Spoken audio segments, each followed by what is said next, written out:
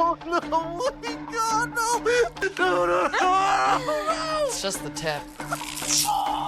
A man and a woman were chained up in a bathroom like dogs. That day, as usual, the gatekeeper brought them dog food. Taking advantage of the moment, the man, Mark, knocked out the gatekeeper, planning to escape with the woman. But just then, the woman, Annie, hit Mark hard with a dog bowl, knocking him unconscious. She then shouted loudly into the security camera, "Someone's escaping." It turned out that she was working with the gatekeeper. The whole thing was part of a human behavior experiment, and the mastermind behind it all was Annie. Annie then ordered her colleague to continue chaining her and Mark together and keep up the act. Her colleague didn't understand her plan but followed her instructions. Soon, Mark woke up and immediately asked Annie where they were. Annie calmly told him they'd failed to escape and that they'd have to wait for another opportunity. The next day, the gatekeeper gave them 2 minutes of freedom. Mark saw this as their chance to escape, so he dragged Annie through the wire fence and ran desperately. But as they ran, the collars around their necks tightened, and they slowly began to suffocate. Eventually, they both passed out. When Mark woke up again, he found himself strapped to a metal bed. The gatekeeper had injected an unknown substance, and things were getting worse. Just then, the surveillance signal suddenly cut off. It was clear the experiment was spiraling out of control. The gatekeeper quickly called the supervisor at the school, requesting that the experiment be halted immediately. When the supervisor arrived, he ordered Annie to stop the experiment, but Annie ignored him. Instead, she strangled the supervisor to death. She lied to her colleague, saying the supervisor had been persuaded and agreed to let the experiment continue.